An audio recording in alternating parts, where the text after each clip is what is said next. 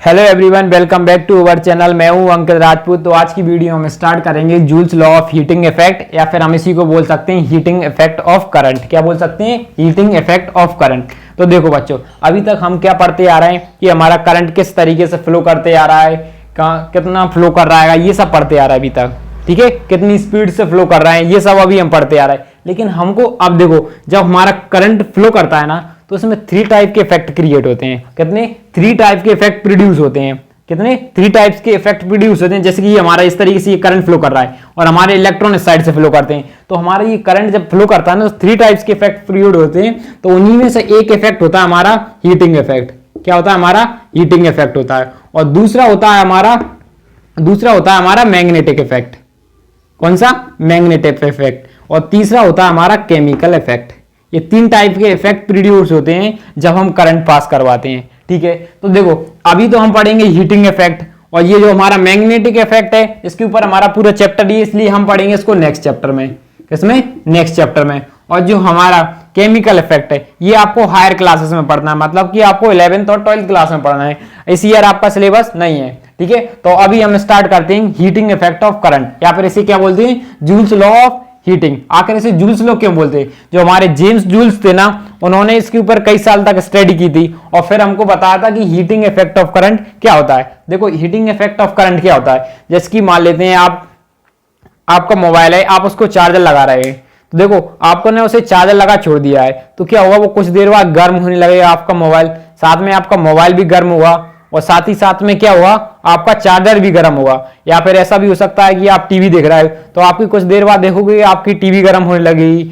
जैसे कि आपकी फ्रीज रहती है, वो भी क्या होती है? थोड़ी बहुत गर्म होती है। क्यों होने लगती है? देखो, मेन कारण क्या होता है, उसी को कहते हैं हम हीटिंग इफेक्ट ऑफ करंट। अब देखते हैं आखिर ये होता क्यों है। अभी तक तो हम तो सिर्फ करंट में क्या करते हैं? वोल्टेज अप्लाई कर रहे थे और हमारा करंट फ्लो करता है। अभी तक तो हमने सिर्फ इतना पढ़ा है। अब ये बीच में हमारा हीट कहां से आ रही? तो देखो, ये मान लीजिए हमारा एक सर्किट डायग्राम है। ये मान लेते हैं हमारा रेसिस्टेंस है। क्या है? रेसिस्टेंस। कैसा रेसिस्टेंस है? मान लेते हैं ये हमारा फैन है। फैन आप कुछ भी मान लो, फैन, टीवी है। ठीक है, रेसिस्टेंस उसको भी बोलते हैं जो क्या रखता है? करंट को रोकता है आगे बढ़ने से। इसका मतलब है जो हमारे इलेक्ट्रॉन से वो भी क्या होते हैं? रुकते हैं। तो देखो, आपको ये तो पता होगा ये हमारा करंट इस तरीके से फ्लो कर रहा है। ये क्या कर रहा है? हमारा करंट फ्लो कर रहा है। और ये जो हमारे अपोजिट डायरेक्शन में होते हैं, ये साइड, ये क्या कर रहा है? इलेक्ट्रॉन्स। ये इलेक्ट्रॉन्स को इस तरीके से फ्लो कर रहा है। क्या कर रहा है? ये इलेक्ट्रॉन क्या कर रहा है? इस तरीके को फ्लो कर रहा है। ये इलेक्ट्रॉन से इस तरीके से फ्लो कर रहा है हमारे कंडक्टर के अंदर। ये इलेक्ट्रॉन इस तरीके से फ्लो करते हैं। ठीक है, और आपको पता होगा जो हमारा रेसिस्टेंस है क्या होगा? जो हमारा देखो, जो पूरा कंडक्टर होगा ना, वो किससे बना होगा? हर एक चीज किससे? मेटल से बनी होती है। क्या होती है? इस तरीके से मेटल से। तो इसके अंदर क्या होंगे? बहुत सारे एटम्स होंगे। क्या होंगे?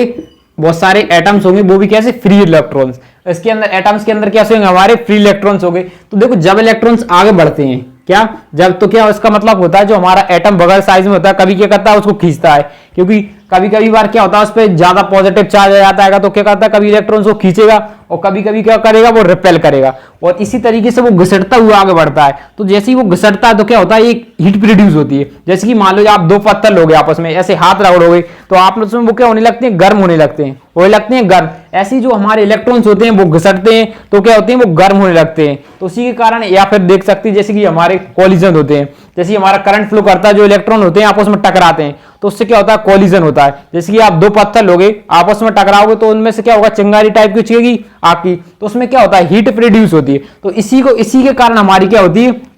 हीट प्रोड्यूस होती है। क्यों होती है? जब हमारे जो इलेक्ट्रॉन्स होते हैं, इलेक्ट्रॉन्स के कॉलिजन्स के कारण हो सकती है, या फिर हम वो अट्रैक्ट होते हैं या रिपेल होते हैं, इससे भी हो सकते हैं। क्योंकि जब वो हमारे इलेक्ट्रॉन्स आगे बढ़ते हैं, क्या होता है? आपको तो पता ही होगा, हमारा ये क्या है? एटम। एटम के चारों तरफ क्या करते हैं? ये फ्री इलेक्ट्रॉन्स, जो हमारे इलेक्ट्रॉन्स होते हैं, वो रिवॉल्व करते रहते हैं। तो ये इलेक्ट्रॉन्स है ना, इधर आगे को बढ़ते जाते हैं, आगे को जाते जाते हैं। तो देखो, आपको ये तो पता होगा, ये क्या, मान लीजिए हमारे यहां से इलेक्ट्रॉन यहां से यहां तक मूव करने के लिए, यहां से यहां तक जाने के लिए कुछ ना कुछ वर्क कर रहा है। यहां से यहां तक जाने के लिए कुछ ना कुछ वर्क कर रहा है। हमको पता है जब इलेक्ट्रॉन यहां से ले जाने में, जब हमारा इलेक्ट्रॉन यहां से यहां जाता है, तो उसी को क्या कहते हैं हम? Potential difference. उसी तरीके से हमारा क्या होता है? Potential difference. देखो, जब हमें यहां से इलेक्ट्रॉन को इधर ले जा रहा है, आपको पता है इलेक्ट्रॉन्स को ले जाना आसान नहीं है, वो फिर भी सेम स्पीड से जा रहा है। क्या? यदि हमको करंट कंटिन्यू रखना है, क्या यदि हमको करंट कंटिन्यू रखना है, अपना फैन कंटिन्यू चालू रखना है, तो क्या होगा? इस इलेक्ट्रॉन को इधर आना ही पड़ेगा। तो वो सेम इलेक्ट्रॉन्स आएंगे, क्या उसी स्पीड से आएंगे? यदि हमको सेम स्पीड से चलाना है तो हमारे इलेक्ट्रॉन्स को क्या सेम स्पीड से इधर आना पड़ेगा। तो इसका मतलब क्या होगा, वो कुछ ना कुछ वर्क डन कर रहा है। क्या कर रहा है? वर्क डन कर रहा है, कुछ ना कुछ वर्क डन कर रहा है। देखो यदि जब हमने आपको पोटेंशियल डिफरेंस से बताया था, जब जितना हमारा इलेक्ट्रॉन होता है, चार्ज होता है, वो आगे को मूव करता है, वो क्या होता है हमारा, वो उसका वर्क डन होता है। जितना वो मूव कर रहा है, तो जितना यहां से मान लेते हैं इस चार्ज ने, ये हमारे इलेक्ट्रॉन ने यहां से लेके यहां तक मूव किया, तो मतलब इसने क्या किया, वर्क डन किया। तो ये वर्क डन हमने किस में पढ़ा था? हमने जब पोटेंशियल डिफरेंस, इलेक्ट्रिक पोटेंशियल और पोटेंशियल डिफरेंस में बताया था, तो हमको फॉर्मूला क्या मिला था वर्क डन को? वोल्टेज का फॉर्मूला क्या था? V इक्वल टू में क्या था, वर्क डन अपॉन में चार्ज। चार्ज को हम क्या बोलते हैं? Q। Q से ही हम चार्ज को लिखते हैं। अब मान लीजिए हम वर्क डन को इधर ले आते हैं, क्रॉस मल्टीप्लाई कर देते हैं इस तरीके से, तो हमारा वर्क डन क्या हो जाएगा? वर्क डन को इस साइड ले आएंगे तो work done is equal to में क्या हो जाएगा, पोटेंशियल डिफरेंस इनटू या वोल्टेज इनटू चार्ज, ये हो जाएगा। अब देखो चार्ज, चार्ज ये क्या हो गया हमारा चार्ज। तो करंट का फॉर्मूला क्या होता है हमारा? करंट इज इक्वल टू में क्या होता है, चार्ज अपॉन में टाइम। करंट का फॉर्मूला क्या होता है? चार्ज अपॉन में time. Current is equal to charge upon में टाइम।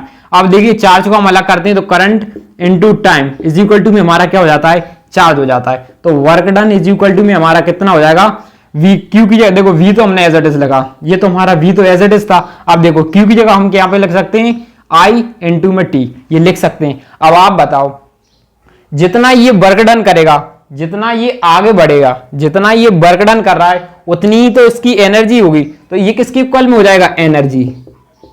देखो जितना ये वर्क डन करेगा उतनी ही तो इसकी एनर्जी लगेगी। जितना वर्क डन कर रहा है उसकी उतनी ही एनर्जी क्या रही, कंज्यूम्ड हो रही। जैसे कि आप मान लीजिए आप अपने स्कूल से घर तक जा रहे हो पैदल, ये मान लीजिए आपका घर है और ये आप इसका स्कूल है, तो आप यहां से घर तक स्कूल तक जा रहे हो, तो आप जितना वर्क कर रहे हो तो उतनी तो आपकी एनर्जी जा रही है, आप उतना ही थक रहे हो। तो उसी तरीके से हमारे जो इलेक्ट्रॉन होते हैं जितना जाएंगे उतनी उनकी एनर्जी कम होगी। तो इसका मतलब क्या हो जाएगा, जो वर्क डायरेक्ट किसके इक्वल में हो जाएगा, एनर्जी। तो हम यहाँ वर्क की जगह क्या ले सकते हैं, जो हमारा वर्क यहाँ पे किसके इक्वल हो रहा है, एनर्जी। लेकिन किस एनर्जी में कन्वर्ट हो रहा है, तो वो यहाँ पे हीट एनर्जी में कन्वर्ट हो रहा है। देखो बच्चों यही आपको याद रखने की बात है। अब यहाँ पे कौन सी एनर्जी में कन्वर्ट हो रहा है, उस एनर्जी की बात की है, एनर्जी। लेकिन यहाँ पे हीट एनर्जी, कौन सी वाली एनर्जी में कन्वर्ट हो रहा है, हीट एनर्जी। तो हम यहाँ पे एस लिख सकते हैं, यहाँ पे लिख सकते थे हीट एनर्जी लिखना था, ठीक है। क्या हुआ हमारा, हीट एनर्जी में डायरेक्ट इक्वल है, क्योंकि जो हमारे इलेक्ट्रॉन है इनसे क्या हो रही, हीट प्रोड्यूस हो रही। तो यहाँ पे हम एच लिख सकते हैं इज इक्वल टू में क्या होगा, वी आई टी। इस तरीके से एक फॉर्मूला तो हमको ये मिल जाता है, क्या मिल जाता है, एक फॉर्मूला तो एक ये मिल गया, ठीक है। अब आपने ओम्स लॉ पढ़ा था, ओम्स लॉ। ओम्स लॉ में हमको क्या फॉर्मूला मिलता था, V इज इक्वल टू में आई टी। ये फॉर्मूला मिला था आपको ओम्स लॉ में, मिला था। ये वाला फॉर्मूला हमको किस में मिला था, ओम्स लॉ में मिला था। तो देखो मान लेते हैं हमने एक बार तो V की जगह और एक मान लेते हैं I को साइड ले आए, किसको, I को एज इट इज R को नीचे ले आते हैं, V अपॉन में R इज इक्वल टू में हमारा क्या हो जाएगा, I, ठीक है। तो देखो इससे हमारे दो टाइप के फॉर्मूले मिल जाएंगे इससे।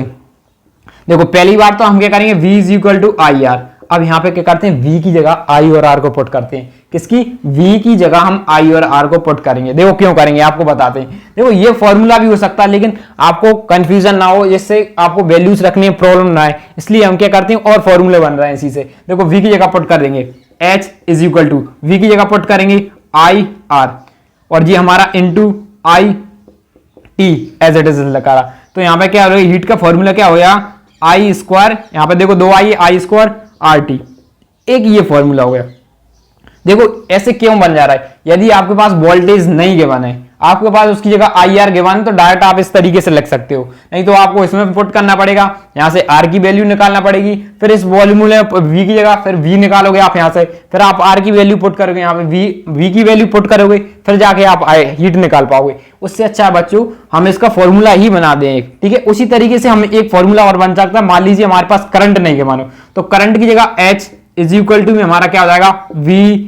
देखो V तो एज इट इज आई की बार आपकी बार हम क्या लिख सकते हैं, इसको मैं थोड़ा इधर लग देता हूं, ये इस तरीके से, ठीक है। तो यहां पे क्या हो जाएगा हमारा R इंटू टी, आई की जगह हमको देखो V तो हमारा, एक मिनट, ये V हमारा एज इट इज है, ठीक है, इंटू आई की जगह हम यहां पे लिखते हैं V अपॉन में R इंटू में T। तो इसका फॉर्मूला हमें क्या मिल जाएगा, हीट। हीट का फॉर्मूला, दूसरा फॉर्मूला, ये तीसरा फॉर्मूला हमको क्या बोला, वी स्क्वायर आर इंटू में टी, ये फॉर्मूला हमारे लिए बन जाता है। तो देखो इस तरीके से हमारे 3 फॉर्मूले बन जाते हैं। कितने? 3 फॉर्मूले बन जाते हैं। देखो ये ऐसे इसलिए बन जाते हैं, देखो यदि आपके पास आई गिवन ना हो तो आप क्या कर सकते हो, यहाँ पे मान लीजिए आपके पास आई गिवन नहीं है आपके क्वेश्चन में, तो देखो पहले फिर आपको आई फाइंड करना पड़ेगी। उससे अच्छा क्या होगा, आप डायरेक्ट ये वाला फॉर्मूला यूज करो। यहाँ पे क्या हो जाएगा, डायरेक्ट इसको यूज कर लीजिए, तो ये हमारा कौन सा हो जाएगा, तीसरा हो जाएगा, और ये हमारा दूसरा हो जाएगा, और ये हमारा पहला हो जाएगा। तो इससे पता चल जाए हमारी heating effect of current. Heating effect of current क्या होता है, when electric current is pass through a high resistance wire. जब हम इलेक्ट्रिक करंट को हाई रेजिस्टेंस वायर, जो भी हमारा मान लेते हैं कोई वायर होगा ना, उससे पास कराएंगे, कि लाइक नाइक्रोम वायर हो सकता है, the resistance wire become very hot. तो उससे क्या होगा, वो रेजिस्टेंस वायर बहुत ज्यादा गर्म हो जाएगा। क्यों? हमने वायर कैसा लेना, हाई रेजिस्टेंस। जितना ज्यादा रेजिस्टेंस होगा उतना करंट रुकेगा। अब देखो जितना करंट रुकेगा उतना क्या होगा, वहां पे यहाँ पे करंट्स रोक रहा है, उतनी ज्यादा कोलिजन्स होंगे। यदि जितने ज्यादा कोलिजन्स होंगे उतनी ज्यादा हमारी क्या होगी, हीट प्रोड्यूस होगी। और क्या होगी, हमारी हीट प्रोड्यूस होगी। तो उसी को हम क्या बोलेंगे, हीटिंग इफेक्ट ऑफ करंट। तो देखो हमारे जूल्स लॉ थे ना, हमारे 3 जूल्स लॉ ने 3 फैक्टर्स बताए थे। देखो आप इसको नोट करो, फिर हम बताते हैं कि कौन कौन से वो 3 फैक्टर पे डिपेंड कर रहे हैं। ठीक है, सबसे पहले आप इसको नोट करो। तो देखो हमारा फॉर्मूला क्या था, हमारा फॉर्मूला क्या बना था, इंपोर्टेंट फॉर्मूला क्या था, हीट इज इक्वल टू में क्या था, आई स्क्वायर आर टी। ये हमारा इंपोर्टेंट फॉर्मूला था। ठीक है, यही फॉर्मूला मोस्टली आपसे ड्राइव करने के लिए पूछ लिया जाता, जो कि हमने अभी पीछे ड्राइव करके बताया था। ठीक है, तो आप देखते हैं according to Joule's law, according to Joule's law. अब हम देखो जूल्स लॉ ने क्या बताया था, उन्होंने कहा था कि जो हमारी, देखो क्या फैक्टर थे, जो हीट है, जो हमारी हीट डायरेक्टली प्रोपोर्शनल होगी करंट के स्क्वायर के। क्या होगी, करंट के स्क्वायर के डायरेक्टली प्रोपोर्शनल होगी। और जो हमारी हीट होगी वो डायरेक्टली प्रोपोर्शनल होगी किसके, रेजिस्टेंस के। और उसी तरीके से हमारी हीट होगी और ये डायरेक्टली प्रोपोर्शनल होगी किसके, टाइम के। अब देखो स्क्वायर की क्यों, देखो हाइट इसके, देखो यदि हमारा, देखो करंट के डायरेक्टली स्क्वायर क्या होगी, यदि देखो मान लीजिए हमारा जो सर्किट होगा ना, उसमें जितना ज्यादा करंट होगा, जितना ज्यादा करंट फ्लो करेगा, मान लीजिए जितना ज्यादा करंट फ्लो होगा उतने ज्यादा नंबर ऑफ इलेक्ट्रॉन्स फ्लो करेंगे, और जितने ज्यादा नंबर ऑफ इलेक्ट्रॉन्स फ्लो करेंगे उतना ही ज्यादा कोलिजन होगा। तो उसके स्क्वायर, मान लीजिए देखो इसके अंदर 2 इलेक्ट्रॉन है, क्या मान लेते हैं एग्जाम्पल के लिए 2 इलेक्ट्रॉन्स मान लेते हैं, तो देखो ये कम टकरा रहा है। अब थोड़ा सा बढ़ाएंगे तो उसका मतलब और ज्यादा टकराएंगे, तो उसका मतलब स्क्वायर के में हो जाएगा, मतलब ज्यादा, जितना ज्यादा हम करंट अप्लाई करेंगे उतनी ज्यादा हमारी हीट प्रोड्यूस होगी। मान लीजिए हमारा करंट डबल कर रहा है, तो करंट को हमने डबल किया तो हमारी हीट कितने टाइम्स हो जाएगी, हीट हो जाएगी हमारी 4 टाइम्स। क्या, जब हम करंट को डबल करेंगे तो हमारी हीट कितनी हो जाएगी, 4 टाइम्स, क्योंकि जब हमने करंट को डबल किया 2 स्क्वायर तो हमारी हीट कितनी हो गई, 4 टाइम्स। उसी तरीके से और नेक्स्ट आता है जो रेजिस्टेंस। यदि हमारे सर्किट में जितना ज्यादा रेजिस्टेंस होगा, मतलब कि जितना ज्यादा रेजिस्टेंस होगा, जितने ज्यादा इलेक्ट्रॉन्स को फ्लो करने में, जितने ज्यादा हमारे इलेक्ट्रॉन्स को फ्लो करने में प्रॉब्लम आ गई, उतना ही ज्यादा क्या होगा, रेजिस्टेंस। आपको पता है जो हमारे इलेक्ट्रॉन्स होते हैं इधर जाने में उनको कितनी प्रॉब्लम होती है, नहीं जा पाए। यदि वो ज्यादा रुके तो उसका मतलब क्या होगा, वो रुकेंगे तो उसका मतलब क्या होगा, हमारा रेजिस्टेंस बढ़ेगा। और जितना ज्यादा रेजिस्टेंस बढ़ेगा उतने ज्यादा क्या होंगे, कोलिजन्स वगैरह होने लगेंगे। तो उससे क्या हो जाएगा, हमारा हीट उतनी ज्यादा हीट बढ़ने लगी। अब देखो टाइम पे किस तरीके से मान लीजिए आपने मोबाइल लगाया अपना चार्ज करने के लिए, देखो टाइम के लिए आपने मोबाइल लगाया चार्ज करने के लिए, आपका मोबाइल है और ये आपका क्या है, चार्जर है। आपने इसको चार्ज करने के लिए लगाया, देखो थोड़ी देर के लिए चार्ज लगाया तो थोड़ा सा गर्म हुआ। आपने मान लीजिए 2-3 घंटे के लिए चार्ज लगा दिया तो वो कितना ज्यादा गर्म हो जाएगा। तो उसी की मतलब जितना ज्यादा टाइम तक आप चार्ज लगाओगे या कुछ भी करोगे तो उतनी ही ज्यादा हमारी हीट बढ़ेगी। ठीक है, इतना समझ में आया, कितनी ज्यादा, उतनी ज्यादा हीट बढ़ेगी। अब देख लेते हैं हम इसकी एसआई यूनिट क्या होती है, हमारी एसआई यूनिट ऑफ हीट। देखो आपको पता है हीट की यूनिट क्या होगी, जूल होगी। देखो जूल क्यों होगी, जो कि जितनी भी हमारी एनर्जीज होती हैं, क्या होती हैं, देखो जितनी भी ज्यादा हमारी जो भी एनर्जी है वो किस में कन्वर्ट होती है, उनकी एसआई यूनिट क्या होती है, जूल होती है। तो इसकी भी हमारी एसआई यूनिट क्या होगी, जूल होगी। देखो एक तरीके से जो हमारी एनर्जी थी, क्या, अब वो एनर्जी तो कुछ भी हो सकती है। ठीक है, जैसे कि आपकी एनर्जी होगी तो वो भी कुछ एक एनर्जी है ना, मान लीजिए ऐसी क्या हमारी एक एनर्जी है, तो वो लेकिन वो एनर्जी किस में कन्वर्ट हो जा रही, यहां पे लिख सकते हैं जो हमारी heat obtain by transfer of electric energy electric energy, जो हमारी इलेक्ट्रिक एनर्जी थी, मतलब कि जो इलेक्ट्रॉन्स की एनर्जी है वो किस में कन्वर्ट इनटू हीट एनर्जी, वो किस में कन्वर्ट हो रही है, हीट एनर्जी में कन्वर्ट हो रही है। मतलब कि इट का मतलब है यहाँ पर हीटिंग इफेक्ट ऑफ करंट। तो हीटिंग इफेक्ट ऑफ करंट किससे ऑब्टेन हो रहा है, ट्रांसफर हो रहा है किसका, इलेक्ट्रिक एनर्जी का ट्रांसफर हो रहा है हीट एनर्जी में। तो इसी तरीके से हमारी ये किसके इक्वल हो जा रही, हीट एनर्जी के। और जो हीट एनर्जी कैसे क्रिएट हो रही थी, वर्क डन से। जितना वर्क कर रहा था उतनी ही एनर्जी लग रही थी, लेकिन वो एनर्जी किस फॉर्म में हो रही थी, हीट एनर्जी, हीट के फॉर्म में। तो इसी का मतलब उससे हो जाएगा, क्या हो जाएगा हमारा, जूल हो जाएगा, जूल। इसका देखो बच्चों, आप ऐसे कंफ्यूजन ना हुआ करो। देखो कई बार आपको ये तो पता होगा पावर या एनर्जी का फॉर्मूला, आपको पावर का 9th क्लास में आपने फॉर्मूला हो रहा, पावर का फॉर्मूला E/T, ये आपने पावर का फॉर्मूला पढ़ा हुआ, ठीक है। एनर्जी अपॉन टाइम, देखो एनर्जी तो बहुत सी टाइप की होती है, पोटेंशियल एनर्जी हो सकती है, इलेक्ट्रिक एनर्जी हो सकती है, बहुत सी एनर्जी होती है, हीट एनर्जी हो सकती है, काइनेटिक एनर्जी हो सकती है, ऐसी बहुत सी टाइप की एनर्जीज हो सकती हैं। ये तो आपको पता ही होगा, क्या बहुत सी टाइप्स की एनर्जी हो सकती है। अब बताओ, अब ये यहाँ पे अभी देखो उसी तरीके से देखो, ये हमारा क्या था, कंडक्टर था, ये इलेक्ट्रॉन्स थे, क्या थे, ये हमारे क्या थे, इलेक्ट्रॉन्स। तो आप बताओ, जो यहाँ पे हमारी देखो जितनी ज्यादा पावर का मतलब जितनी ज्यादा शक्ति होगी उतनी हमारे आगे बढ़ेंगे, जितनी ज्यादा इलेक्ट्रॉन में शक्ति होगी उतनी जल्दी क्या पहुंचेंगे, वो आगे जाएंगे, क्या उतनी ही आगे जाएंगे। तो यहाँ पे ये पावर, यहाँ पे कौन सी पावर करना चाहिए, हमारी क्या थी, एनर्जी। देखो जो हमारे इलेक्ट्रॉन वर्क कर रहे थे, कुछ ना कुछ कर रहे थे, तो यहाँ पे ये एनर्जी कैसी हो गई, हीट के फॉर्म में कन्वर्ट हो गई। तो देखो आपको क्वेश्चन में अलग ही समझ में जाएगा जब आपके पास किसी में बोला जाए कि हीट कन्वर्ट हो रही है। मान लीजिए हमें हीट फाइंड करना है, और या फिर आपसे हीट का फॉर्मूला दे दिया, कुछ भी दे दिया गया हो, गिवन हो आपके लाइक हीट से सम रिलेटेड न्यूमेरिकल्स गिवन है, और आपसे पूछा जाए उसमें एनर्जी फाइंड करो, क्या एनर्जी फाइंड करो, तो इसका मतलब उसमें हीट एनर्जी, क्या। अब मान लो इलेक्ट्रिक आयरन के बारे में ले लो, वो क्या होता है, इलेक्ट्रिक आयरन प्रेस की, उसके बारे में आपको कुछ दे दिया न्यूमेरिकल, तो आप उसमें पूछा जाएगा कि एनर्जी फाइंड करो। अब आप क्या एनर्जी फाइंड करोगे, उसमें आप हीट की एनर्जी फाइंड करोगे, ठीक है, इस तरीके से। तो हमारा हीट का फॉर्मूला एक और क्या निकाल लीजिए, H=P/T, ये भी हमारा कैसा फॉर्मूला हो जाएगा, हीट का ही फॉर्मूला हो जाएगा, ठीक है। और इसी से रिलेटेड एक टॉपिक और होता है, ये मान लीजिए हमारे क्या है, रेसिस्टेंस, दो रेसिस्टेंस मान लीजिए, ये दो रेसिस्टेंस। अब इन्हीं दोनों रेसिस्टेंस को एक बार हमने लगाया सीरीज में, और अब दूसरी बार लगा देते हैं हमें से पैरेलल में, ठीक है। अब हमने इसको इस तरीके से, ये हमारा कुछ भी होगा सर्किट होगा, इस तरीके से यहां से करंट आ रहा होगा। तो अब आप बताओ किसमें ज्यादा हमारी हीट प्रोड्यूस होगी, देखो इसमें होगी या इसमें होगी, आप बताओ इसमें ज्यादा हीट होगी, क्यों होगी हीट। देखो जब आपको पता है रेसिस्टेंस क्या होता है, करंट को रोकता है। तो हमने पैरेलल और सीरीज कॉम्बिनेशन में पढ़ा था, जो हमारे रेसिस्टेंस सीरीज में होते हैं वो क्या करते हैं, करंट को स्लो करते हैं, क्या करते हैं, हमारे करंट को स्लो करते हैं, यानी कि रेसिस्टेंस हमारा क्या होता है, इंक्रीज होता है। किसमें, रेसिस्टेंस इंक्रीज। यदि इसमें हमारा रेसिस्टेंस इंक्रीज हो रहा है तो इसमें क्या होगी, मोर हीट, क्या होगी, मोर हीट, इसमें ज्यादा हीट होगी। और आपको पता था रेसिस्टेंस, और जो पैरेलल में हमारे जो रेसिस्टेंस होते हैं उसमें क्या होता है, हमारा रेसिस्टेंस डिक्रीज होने लगते हैं, रेसिस्टेंस की वैल्यू कैसी हो जाती है, डिक्रीज हो जाती है। तो इसका मतलब इसमें कैसी होगी, हमारी लेस हीट होगी, कैसी होगी, हमारी लेस हीट होगी, ठीक है। देखो इतना समझ में आया। देखो अब हम पढ़ेंगे applications of heating effect of current.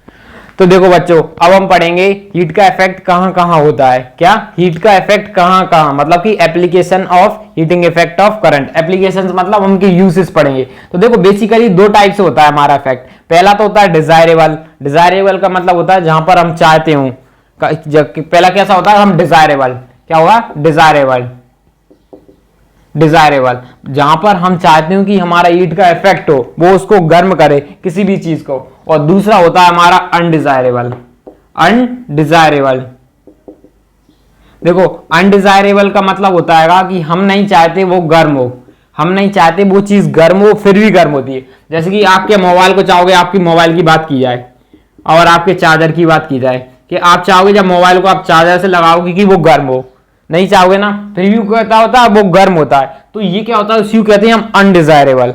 क्या बोलते हैं इसी को, हम क्या बोलते हैं, अनडिजायरेबल बोलते हैं, ठीक है। ऐसी हमें और भी एग्जांपल्स ले सकते हैं, टीवी ले सकते हैं, फैन ले सकते हैं, लैपटॉप ले सकते हैं, क्या ले सकते हैं हम, लैपटॉप।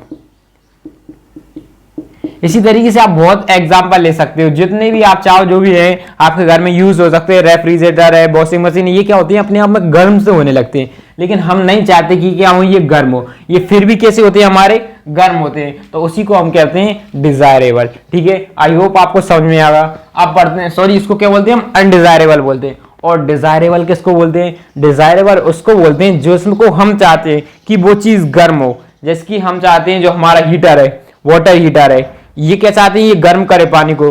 ठीक है, जैसे कि आपका रूम हीटर है, वो पूरे रूम को गर्म करे, ये आप चाहते हो। इलेक्ट्रिक आयरन है, तो इलेक्ट्रिक टोस्टर, ये सब चाहते हो ये कैसे हो आपके गर्म हो, तो उन्हीं को तो ये क्या होते हैं, हम डिजायरेबल में जाते हैं। तो इन्हीं सबको मिला के हम क्या बोलते हैं, हीटिंग एलिमेंट। क्या बोलते हैं,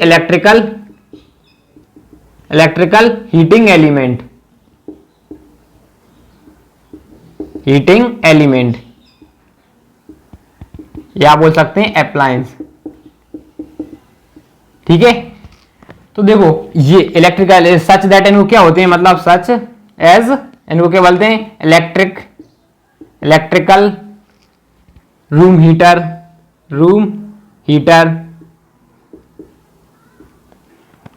और इसी को इलेक्ट्रिकल रूम हीटर, और हम क्या बोलते हैं, इलेक्ट्रिक आयरन, हमारा इलेक्ट्रिक आयरन हो सकता है। ठीक है, इलेक्ट्रिक आयरन देखो, जैसे कि इलेक्ट्रिक आयरन किस तरीके से गर्म होती है, देखो इलेक्ट्रिक आयरन में आप नीचे देखते होगे कुछ इस तरीके से ऐसा बना रहता है एक आयरन का, तो इसके ऊपर क्या रहती है, एक कॉइल, इस तरीके से इसके ऊपर ही एक अंदर साइड इस तरीके से आयरन होता है, और इसी के अंदर इस तरीके से कॉइल होती है। क्या होती है, कॉइल होती है। ये कॉइल, ये क्या कॉइल क्या करती है, गर्म करने लगती है। और ऐसी तरीके से हम बहुत भी एग्जाम लगती है, इलेक्ट्रिक आयरन हो गया, इलेक्ट्रिक टोस्टर हो गया, एंड ईटीसी। ठीक है, गीजर वगैरह और भी एग्जांपल ले सकते हैं। तो देखो एलिमेंट, इलेक्ट्रिकल एलिमेंट गर्म कैसे होते हैं, तो अभी आपको बताता, प्रेस का एग्जांपल लेके बता, तो इनकी पता है जो हमारे जितनी भी इलेक्ट्रिकल हीटिंग एलिमेंट होते हैं ना, तो इनके अंदर क्या होता है ना, एक थिन, ऐसी थिन वायर से रहता है, पतला सा, बिल्कुल पतला पतला सा वायर रहता है, थिन वायर। तो वो थिन वायर किससे बना होता है, उसका होता है हाई रेसिस्टेंस। उस थिन वायर का कैसा होता है, हाई रेसिस्टेंस होता है, बहुत ज्यादा हाई रेसिस्टेंस होता है। ठीक है, और वो किससे बना होता है, नाइक्रोम वायर से बना होता है। किससे बना होता है, नाइक्रोम वायर से बना होता है। ठीक है, जो कि बिल्कुल नाइक्रोम वायर से बना होता है। और आपको पता है इस तरीके से मान लेते हैं, हमारे ये कुछ इस तरीके से मान लेते हैं, ये कॉइल इस तरीके से बनी होती है, आपके हीटर वगैरह में देखो इस तरीके से, तो वो और ये एंड पॉइंट्स पे उसकी जो केबल होती है, इस तरीके से हमारा हीटर होता है, और जो इसकी केबल होती है ना, इस तरीके से हमारे दो वायर जाते हैं, ये केबल, और यहाँ पे आके हमारी स्विच होती है इसकी। तो ये जो केबल होती है ना, वो किससे बनी होती है, कॉपर वायर से। किससे बनी होती है, कॉपर वायर से। तो देखो ये जो हमारा ये है ना, जो पहला जो नाइक्रोम का वायर है, इसका कैसा होता है, हाई रेसिस्टेंस होता है बच्चों। जो ये नाइक्रोम वायर है ना, इसका कैसा होता है, हाई रेसिस्टेंस रहता है। मतलब कि हाई रेसिस्टेंस हुआ तो क्या करते हैं, ये हॉट गर्म होने लगेगी, जिससे गर्म होती है तो एकदम किससे बन जाती है, एकदम रेड कलर की हो जाती है। कैसी हो जाती है, एकदम रेड कलर की, रेड हॉट हो जाती है, एकदम रेड कलर की हो जाती है। और ये कब होती है, जब हमारा टेम्परेचर अबव हो जाता है 900 डिग्री सेल्सियस। 900 डिग्री सेल्सियस पे ये क्या हो जाती है, रेड हॉट हो जाती है और ग्लो करने लगती है। देखो ये जो हमारी केबल है, ये क्या है, हमारी केबल, ये क्या है, हमारी केबल। और केबल बोल सकते हैं, या फिर इसे बोल सकते हैं कॉर्ड। क्या बोल सकते हैं, केबल बोल सकते हैं, या फिर ऐसे बोल सकते हैं कॉर्ड। अब आपसे कभी क्वेश्चन में पूछा जा सकता है, जो हमारा ये वायर है, जो रेसिस्टेंस वायर है और जो कोड है, ये हमारा नाइक्रोम वायर, ये हमारी कोड है, ये सॉरी जो हमारा ये वायर है, ये कैसा थिन वायर हाई रेसिस्टेंस का जो नाइक्रोम का वायर है, ये गर्म क्यों हो जाता है, मतलब ये ग्लो क्यों करने लगता है और ये ग्लो क्यों नहीं करता। तो देखो हमको पता है जो हमारा कॉपर वायर रहता है उसमें लेस रेसिस्टेंस रहता है, तो हमारा करंट कैसा होता है, इजिली फ्लो कर जाता है। लेकिन जो हमारा इसके अंदर क्या होता है, हमारा नाइक्रोम वायर के अंदर क्या होता है, करंट इजिली फ्लो नहीं करता। उसी के कारण क्या होने लगती है, ये ग्लो होने लगती है। उसी के कारण क्या होने लगी, ग्लो। इसका हमारा रेसिस्टेंस क्या था, लो रेसिस्टेंस। कैसा होगा, लो रेसिस्टेंस होता है, और इसका हाई रेसिस्टेंस होता है, इसलिए इसमें हमारा करंट इजीली फ्लो करके चला जाता है इसकी केबल में। और यह जैसे ही वो नाइक्रोम वायर के पास पहुंचता है तो वो रेड कलर की हो जाती है, क्योंकि उसका हाई रेसिस्टेंस रहता है, इसलिए रेड कलर की हो जाती है। और उसका टेम्परेचर अबव रहता है 900 डिग्री सेल्सियस का। ठीक है, आई होप आपको पहला समझ में आएगा। ठीक है, और दूसरा होता है हमारा इलेक्ट्रिक बल्ब। इलेक्ट्रिक बल्ब देखो अब हम बात करेंगे किसकी, इलेक्ट्रिक बल्ब की। देखो ये हमारा इलेक्ट्रिक बल्ब है। तो देखो जो हमारे इस ये आपको ये थिन वायर दिखाई दे रहा है, ये क्या, ये थिन वायर है। ये बना किसका होता है, ये बना होता है हमारा टंगस्टन मेटल से। किस मेटल से बना होता है, टंगस्टन मेटल से बना रहता है। लेकिन इसको बोलते क्या है, इसको बोलते हैं हम फिलामेंट। और इसके अंदर देखते हुए आपको गैसेस भरी रहती हैं। उन गैसेस वो कौन कौन सी गैसेस होती है, नाइट्रोजन और अर्गन। अब देखो ये भी बताएं कि अर्गन और नाइट्रोजन ही क्यों भरी रहती हैं। ठीक है, तो पहले आप इसको नोट करो, इतना इतना सा, मतलब पहले आप ये लिखना, फिर उसके नीचे ये एग्जांपल से बना लेंगे जिसको आपको पता चलता रहे। ठीक है, मैं इसको रफ करता हूं। अब देखो हम बल्ब के बारे में बात करते हैं थोड़ा सा। देखो ये बल्ब होता है ना, ये इसका ये थिन सा आता है जो हमारा फिलामेंट रहता है। तो ये फिलामेंट का क्या होता है, हाई रेसिस्टेंस होता है। कैसा होता है इसका, ये फिलामेंट है ना, इसका क्या होता है, जो हमारा फिलामेंट है, फिलामेंट का क्या होता है, हाई रेसिस्टेंस से होता है। और इसका मेल्टिंग पॉइंट भी क्या होता है, बहुत हाई होता है। इसका मेल्टिंग पॉइंट होगा हमारा, मान लेते हैं एग्जांपल, मेल्टिंग पॉइंट गिवन है हमारे पास 3380 डिग्री सेल्सियस। ये इसका मेल्टिंग पॉइंट होता है इतना। क्या होता है, ये मेल्टिंग पॉइंट है इसका, एक तरीके से इसकी प्रॉपर्टी है, प्रॉपर्टीज हैं। ठीक है, इसकी 3 प्रॉपर्टीज हैं, हम एक एक करके बताएंगे। पहली प्रॉपर्टीज हो जाएगी हमारी, ये हो जाएगी जिसका मेल्टिंग पॉइंट होता है 3380। ये क्या होता है, इसका मेल्टिंग पॉइंट होता है। ठीक है, देखो जो हमारे ये थिन वायर है, ये जो हमारा कैसा है, थिन वायर। और ये आपको पता है, ये यहाँ पे इस तरीके से हमारी 2 स्विच चली जाती हैं। वो किसकी बनी थी, कॉपर वायर की बनी होती है। लेकिन आपको तो अभी बताया था इनमें क्यों नहीं होता, इसमें लेस रेसिस्टेंस रहता है, इनमें हाई रेसिस्टेंस होता है। हाई रेसिस्टेंस की जगह ये कैसी होती है, व्हाइट ग्लो। ये व्हाइट ग्लो होती है, व्हाइट हॉट, व्हाइट हॉट। ये रेड कलर की हॉट हो जाती है। व्हाइट हॉट मतलब सफेद कलर की गर्म हो जाती, तो उससे चलता होगा कि पूरे घर में हमारी कैसी हो जाती है, रोशनी। अब आप बताओगे कि हमारी व्हाइट हो रही है और जो हमारे इलेक्ट्रिकल हीटिंग एलिमेंट्स थे वो रेड क्यों हो रहे थे। देखो इसका रेड हॉट, ये जब हमारा व्हाइट हॉट कब बनता है, जब इसका टेम्परेचर हो जाता है अप्रोक्सीमेटली 2050 डिग्री सेल्सियस, तब जाके हमारा कैसा हो जाता है, व्हाइट। देखो सबसे कम हीट होता है, तो सबसे कम हीट होती तो सबसे पहले बदलती थी वो रेड कलर में। फिर जैसी और हम कन्वर्ट करती हैं तो किस में बदलने लगती है, वो ऑरेंज कलर में, ऑरेंज कलर। और फिर हम और किसी चीज को गर्म करते हैं तो और ज्यादा गर्म करेंगे तो किस में बदलने लगती है कि वो येलो में। किस में बदलती है, येलो में। फिर हम अगेन और ज्यादा गर्म करें तो वो किस में बदलती है, कोई भी चीज होती है वो व्हाइट में। तो इसका मतलब हमारा बल्ब, समझ रहे हो, ये 900 डिग्री सेल्सियस पे हमारा रेड बन जाता है। उसी तरीके से व्हाइट बन रहा था हमारा 2500 डिग्री सेल्सियस पे हमारा व्हाइट बन रहा था। इसी तरीके से और उसके बाद और गर्म होता तो ब्लू कलर का, सबसे ज्यादा गर्म कोई भी सी भी चीज होती है तो इसका मतलब होता है वो ब्लू कलर में कन्वर्ट हो चुकी है सबसे ज्यादा। ठीक है, इसलिए हमारा बल्ब कैसा होता है, व्हाइट डिग्री का हो जाता है, व्हाइट कलर का एकदम जगमगा जाता है। ठीक है, अब देखो ये तो हमारी पहली प्रॉपर्टी हो गई। दूसरी प्रॉपर्टी इसकी ये हो जाती है, लेकिन हाई फ्लेक्सिबिलिटी। क्या होती है इसकी, हाई फ्लेक्सिबिलिटी होती है, मतलब ये बहुत जल्दी मुड़ जाता है। और इसका तीसरी प्रॉपर्टी निकल के आती, लो रेट ऑफ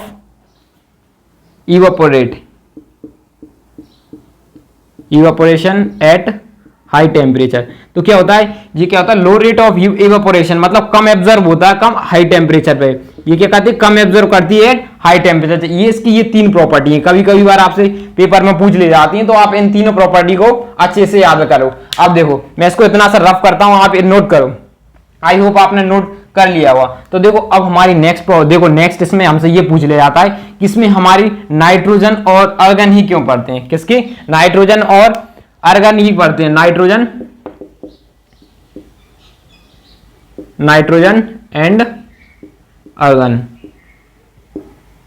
देखो नाइट्रोजन और अर्गन इसलिए बढ़ते हैं क्योंकि ये क्या होती हैं, अनरिएक्टिव गैसेस होती हैं। अनरिएक्टिव मतलब होती है जो किसी भी मेटल से या किसी भी चीज से रिएक्ट नहीं होती। आपको पता है ये हमारा इस तरीके से ऑर्बिट होते हैं, ये क्या होता है, एटम्स होते हैं। तो इसके जो एटम्स होते हैं, जो इलेक्ट्रॉन्स होते हैं ना, आपको पता है जो पहला होता है उसमें 2 रहते हैं, दूसरा रहता है उसमें कितने रहते हैं, हमारे 8 रहते हैं। तो पता इसकी इस तरीके से कंप्लीट फिल है, मतलब जो इसकी ये गैसेस हैं वो कैसी रहती है, अपने आप में कंप्लीट फिली है। कैसी, कंप्लीट फिल है। इसलिए क्या कहती हैं, ये दूसरे के साथ रिएक्ट नहीं करते। इसलिए हम इसमें क्या बढ़ते हैं, नाइट्रोजन और अर्गन बढ़ते हैं। और अब आप बताओ, यदि हमने मान लेते हैं ये हमारी, जब हमारा बल्ब फूट गया, क्या इस तरीके से हमने क्या कर दिया, हमारा बल्ब फूट गया, तो इसका मतलब होगा इसमें से हमारी नाइट्रोजन और अर्गन बाहर निकल जाएंगी। तो उसके बाद ये ग्लो करेगा नहीं। तो उसके बाद क्या होता है, आपको पता है इसका मेल्टिंग पॉइंट बहुत हाई होता है और ये कम से कम से ग्लो करता है 250 डिग्री सेल्सियस पे, ये इतने टाइम पे ग्लो करता है। तो ये क्या है, जैसे ही हमारे ये क्या करेगा, जैसे ही ये बल्ब फूट जाएगा और ये मतलब हमने बल्ब फोड़ दिया और अब इसको ग्लो करवाएं तो क्या होगा, बाहर से क्या आएंगी, गैसेस आएंगी। कौन सी आएंगी, CO2 आएगी, CO2 आएगी और ऑक्सीजन, कार्बन डाइऑक्साइड और ऑक्सीजन जब इसके अंदर आएगी तो कैसा हो जाएगा, ये बर्न कर जाएगा। इससे क्या हो जाएगा, ये जल जाएगा और ये कैसे होंगे, ग्लो नहीं कर पाएगा। इसलिए हम किसका करते हैं, नाइट्रोजन और ऑक्सीजन का गैसेस का ही यूज करते हैं। ठीक है, कभी कभी बार ये क्वेश्चन नहीं पूछ लिया जाता है, हमने आपको ये भी बता दी। और इसके बाद एक तीसरा पॉइंटर निकल के आता है कि जो हमारे जो इलेक्ट्रिक बल्ब, जो हमारी जो फिलामेंट टाइप के जितने भी बल्ब होते हैं ना, तो ये कहते हैं इनकी जो पावर है ना, पावर एफिशिएंसी, मतलब कि कम पावर को यूज करते हैं और ये ग्लो करते हैं। कितनी कम पावर को यूज करते हैं, फिर भी कम करते हैं, इतना करते तो हैं लेकिन कम करते हैं ये फिलामेंट टाइप के। और जो हमारी ट्यूबलाइट्स होती हैं, तो क्या होती है, ट्यूबलाइट्स आपने देखे होगा कुछ इस तरीके से हमारी रॉड होती है, तो वो उसमें क्या होती है, ज्यादा पावर, हाई पावर एफिशिएंसी की जरूरत पड़ती है। कैसी, हाई पावर की एफिशिएंसी, वो ज्यादा पावर को यूज करती हैं। ठीक है, आई होप अब आपको ये दूसरा पॉइंट भी समझ में आया होगा, इलेक्ट्रिक बल्ब। अब हम तीसरे पॉइंट्स की बात करते हैं, हमारा लास्ट पॉइंट रह जाता है फ्यूज। एक पॉइंट और बनता है इससे, फ्यूज। इतना ही आपकी CBSE में पूछा जाएगा। देखो फ्यूज ये रहता है हमारा कुछ इस टाइप का फ्यूज। ये क्या होता है, ग्लास। देखो इसमें एक थिन वायर सा रहता है, ये जो कि किससे बना होता है, कॉपर का। इसको उस तरीके से बनाया जाता है, इसका हाई रेसिस्टेंस कर दिया जाता है। भले इसमें लो रेसिस्टेंस रहता है लेकिन इसको क्या कर दिया है, हाई रेसिस्टेंस कर दिया जाए। ये आपके हर एक टीवी, हर एक चीज में हुआ, टीवी, फैन, हर एक चीज से कनेक्ट होता है। यदि देखो घर की लाइट आप देखते हो, कभी ज्यादा होती है कभी कम होती है, तो ये जो हमारा थिन वायर है, यदि मान लो इसमें कभी कभी बार क्या होता है, घर में एकदम से ज्यादा लाइट आने लगती है, तो उससे क्या होता है, घर में ज्यादा लाइट आती है तो सबसे पहले इसके पास आती है। क्या, सबसे पहले यहां से, जैसे कि मान लीजिए हमारी बाहर से ये केबल है, ये केबल है, इस तरीके से हमारे टीवी बाहर से कोई भी कनेक्ट होगी, टीवी वगैरह कुछ भी, पहले इससे पास होकर जाएगी, तो इसका बहुत ज्यादा हाई मेल्टिंग, क्या बोलते हैं, हाई रेसिस्टेंस, उस तरीके से बनाया जाता है। हाई रेसिस्टेंस, इतना ज्यादा रेसिस्टेंस होता है जो हमारी जितनी भी घर की अप्लायंस होती है ना, उनसे हाई कर दिया। जितनी हमारी जो घर की अप्लायंस होती है उनसे ज्यादा हाई रेसिस्टेंस होता है, जितनी भी हमारे वो सर्किट्स वगैरह रेसिस्टेंस। और इसका low melting point, low melting point, इसका लो मेल्टिंग पॉइंट कर दिया। इतना मेल्टिंग पॉइंट कर, ज्यादा भी नहीं, फिर भी लो मेल्टिंग पॉइंट कर दिया जाता है कि ज्यादा हाई करंट आए। देखो करंट तो इसमें आएगा, इसलिए ज्यादा भी लो नहीं कर सकती, तो इतना कम कर दिया था। जैसे कि हमारा मान लीजिए ये जो ज्यादा ही करंट पास कर गया, ज्यादा करंट पास करेगा तो पहले वो इसके पास आएगा, तो इसके ऊपर हाई रेसिस्टेंस कर दिया जाता है। हाई रेसिस्टेंस इसलिए कर दिया था ताकि ये करंट को रोक ले एकदम से, और इसका ऊपर से क्या कर दिया, लो मेल्टिंग पॉइंट कर दिया। जैसे ही लो मेल्टिंग पॉइंट कर दिया और हाई रेसिस्टेंस कर दिया, तो मतलब उसका मतलब क्या होगा, हमारे इलेक्ट्रॉन मूव करेंगे, कॉलिजन ज्यादा हुआ तो हीटिंग पैदा होगी, तो उससे ये क्या हो जाता है, हमारा ब्रेक हो जाता है। तो जैसे ये ब्रेक हो जाता है तो आगे में क्या होता है, हमारा करंट जाना बंद कर देता है, जिससे हमारी टीवी वगैरह कुछ भी लाइट वगैरह होती है खराब नहीं होती है। तो बाद में क्या कर दिया जाता है, इस फ्यूज को चेंज कर दिया जाता है। इस फ्यूज की जगह नया फ्यूज लगा देंगे और फिर हमारा जैसे करंट नॉर्मल हो जाएगा तो हम क्या कर देंगे, फिर से हमारा करंट जाने लगेगा, जो भी आपका टीवी होगी और कुछ भी हो सकता है। ठीक है, तो बस आपको इतने ही पॉइंट समझने आते। पहला तो इलेक्ट्रिकल हीटिंग एलिमेंट्स पे आपका क्वेश्चन आ सकता था, दूसरा आ सकता था इलेक्ट्रिक बल्ब पे, तीसरा आ सकता था फ्यूज। इससे क्या होगा, फ्यूज से हमारा कहते हैं जो हमारे सर्किट्स ब्रेक, जो भी अप्लायंस वगैरह होती है ना, उनको क्या लगता है, सेफली रखता है, और ये क्या हो जाता है, एंड टाइम पे जाके ब्रेक हो जाता है जब भी हमारे पास हाई रेसिस्टेंस आता है। तो इसी के साथ हमारा हीटिंग का जो भी हीटिंग इफेक्ट था, जो भी पूरा टॉपिक कंप्लीट होता है। तो अब हम क्या करते हैं, इस पे कुछ न्यूमेरिकल्स करते हैं। ठीक है, आप इसको जो भी रह गया उसको नोट करो, मैं रफ करता हूं। देखो अब हम कुछ न्यूमेरिकल्स लगाते हैं। देखो पहला न्यूमेरिकल्स में क्या दिया, a potential difference of 250 volt is applied across a resistance of 50 ohm in electric iron. Electric iron का मतलब क्या होता है, वो आपकी वो कपड़ों पर प्रेस करते हैं ना, उसी को क्या बोलते हैं हम, इलेक्ट्रिक आयरन। तो देखो हमने क्या किया, उसमें हमने कितने का वोल्टेज अप्लाइड किया है, 250 का वोल्टेज अप्लाई किया है। किसी भी कंडक्ट, कोई सा भी हमारे पास एक क्या आएगा, रेजिस्टेंस, उसके अक्रॉस अप्लाई किया है, तो हम उसका रेजिस्टेंस कितना आएगा, रेजिस्टेंस गिवन है हमारे लिए 500 ओम्स। तो हमें कैलकुलेट करना है करंट और heat energy produce in a joule, और हमें क्या करना है, हीट प्रोड्यूस करना, मतलब कि हमें ये बताना है उसमें कितनी हीट प्रोड्यूस हुई है, कितने 10 सेकंड में कितनी हीट प्रोड्यूस हुई है। तो ठीक है, सबसे पहले आपको ये पता होना चाहिए, गिवन लिखते हैं। ठीक है, हमारे पास गिवन क्या है, हमारे पास गिवन है वोल्टेज, और दूसरा हमारे पास क्या आएगा, दूसरा आएगा हमारे पास रेसिस्टेंस। रेसिस्टेंस कितना गिवन है, 500 ओम्स। अब आपको बताएंगे कितने फॉर्मूले थे। देखो हमारे लिए फॉर्मूले कितने मिले थे, एज इज इक्वल टू में वी और दूसरा क्या मिला था, वी आई टी, ये फॉर्मूले थे। और इससे हमारे पास जब हमने ओम्स लॉ लगाया था IRT, तो हमें यहाँ पे क्या मिल गया था, एस इज इक्वल टू में क्या मिला था, V square upon R into में आई नहीं, यहाँ पे होगा इंटू में टी, एक ये मिला था और दूसरा क्या मिला था, I square R into T, R capital होगा, ठीक है। हीट को हम कैपिटल क्यू से भी डिनोट कर सकते हैं, ठीक है। ये फॉर्मूले मिले थे हमको 3। अब देखो इन्हीं से आपको पता चल गया था किस तरीके से हम इन फॉर्मूले का अप्लाई करने। और एक और फॉर्मूला मिला था, हीट इज इक्वल टू में पावर इनटू टाइम। ये भी हमको क्या मिला था, एक फॉर्मूला मिला था, क्योंकि हमारी एनर्जी अलग अलग कन्वर्ट होती रहती है, कभी वो हीट एनर्जी में, कभी वो बल के फॉर्म में कन्वर्ट होती है। तो इसी तरीके से हीट की जगह हम क्या, एनर्जी की जगह कभी वो हीट लिख सकते हैं, कभी वर्क लिख सकते हैं, और कभी क्या लिख सकते हैं, काइनेटिक एनर्जी, पोटेंशियल एनर्जी। जब आप न्यूमेरिकल्स करोगे ना, क्वेश्चन को अच्छे से पढ़ोगे तो आपको सबके मीन समझ में आएंगे। देखो अब देखो हमारे पास गिवन है, हमको कैलकुलेट के पहले क्या करना है, करंट। अब देखो आप बताओ, ओम्स लॉ लगाए, V इज इक्वल टू में I इंटू में R, इससे हमको क्या मिल जाएगा, ओम्स लॉ से। ओम्स लॉ से क्या मिल जाएगा, I की वैल्यू मिल जाएगी हमारे से, कैसे, V अपॉन में I, V अपॉन में R इज इक्वल टू, हमने क्या लिख दी, I, तो इससे हमको क्या मिल जाएगा, करंट मिल जाएगा। इसको इससे डिवाइड कर देंगे, 500, एक जीरो से एक जीरो, ठीक है। 25 बन जाए 25, 25 टू 2, तो हमारा करंट कितना आ गया, 0.5 एम्पियर। करंट कितना आ रहा है हमारा, 0.5 एम्पियर हमारा करंट आ गया है, ठीक है। अब करंट आ गया है, अब आगे हमसे क्या पूछा है, हीट एनर्जी बताना है कि कितने 10 सेकंड में कितनी हीट प्रोड्यूस की गई है। देखो अब इसको दो तरीके से फॉर्मूला करते हैं, या तो आप ये फॉर्मूला लगा सकते हो या आप ये फॉर्मूला लगा सकते हो। देखो हम दोनों से बताएंगे, पहले लगाते हैं V इज इक्वल टू, क्योंकि हमारे पास गिवन क्या है, I भी गिवन है, R भी गिवन है, T भी गिवन है, तो ठीक है। I कितना गया, 0.5 इंटू में 0.5 इंटू में यहाँ पे क्या लिखेंगे, रेसिस्टेंस।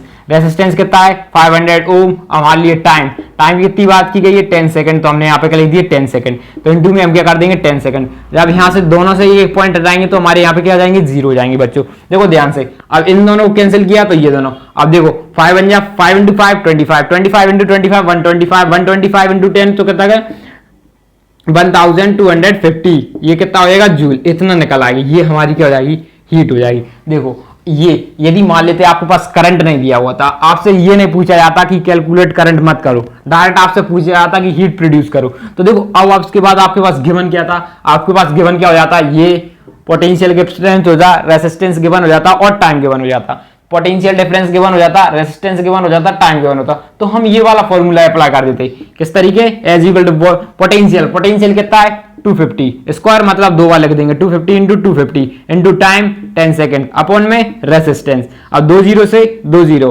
25 से इसको कैंसिल किया, 5, 25 इंटू 5 125, 125 इंटू 0, यहाँ पे एक जीरो अब आ जाएगा, जूल। तो आप इस तरीके से भी कैलकुलेट कर सकते हो। इसलिए हमने ये 3 फॉर्मूले ड्राइव किए थे। ये कितने थे, 3 फॉर्मूले ड्राइव किए थे, ठीक है। अब आप देखो ये समझ में आया। अब देखो हम सेकंड करते हैं इसी का। देखो सेकंड में क्या दिया गया हमारे पास, हाउ मच, तो देखो अब हम सेकंड करते हैं। सेकंड वाले में क्या दिया, how much heat will an instrument of 12 watt produce in 1 minute. देखो हमारे पास बताया कोई सा एक इंस्ट्रूमेंट दिया गया जिसमें क्या करता है, वो 1 मिनट में कितनी हीट प्रोड्यूस कर, 1 मिनट में कितने वाट की पावर प्रोड्यूस कर रहा है, 1 मिनट्स में 12 वाट की पावर प्रोड्यूस कर रहा है, क्या 12 वाट, ये इतनी पावर को प्रोड्यूस कर रहा है। और उसमें हमारे लिए बैटरी कितनी बनेगी, सॉरी, और बैटरी कितनी कनेक्ट की है, ये उससे बैटरी दी गई है, 12 वाट की बैटरी कनेक्ट की गई है। तो हमें बताओ उसमें कितनी हीट प्रोड्यूस हो रही होगी। तो देखो हमारे पास सबसे पहले गिवन क्या है, गिवन पहला क्या है, पावर, ठीक है, पावर गिवन है, पावर इस तरीके से। और टाइम हमारे पास कितना गिवन है,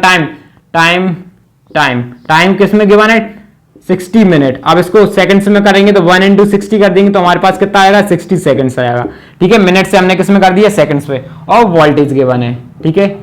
ये इस तरीके से देखो, पावर और टाइम से क्या निकालोगे आप, वर्क डन निकालोगे। फिर उस तरीके से करोगे क्या, फिर आप वर्क डन, उसी को क्या बोलते हैं हम, एनर्जी बोलते हैं। देखो इसमें क्या हो जाता है एक तरीके से, इसलिए हमने एक फॉर्मूला और निकाल के जाता है। हमें पता है जो एनर्जी है किसमें कन्वर्ट हो रही, हीट एनर्जी में। तो एक तरीके से हमारा ये फॉर्मूला हो जाएगा कि नहीं हो जाएगा, कि नहीं हो जाएगा। इसका मतलब हमें वोल्टेज की इसमें जरूरत ही नहीं पड़ रही है, वोल्टेज को अप्लाई करने की हमको जरूरत नहीं है। डायरेक्ट लिख सकते हैं, हीट इज इक्वल टू में क्या हो जाएगा, पावर इंटू टाइम।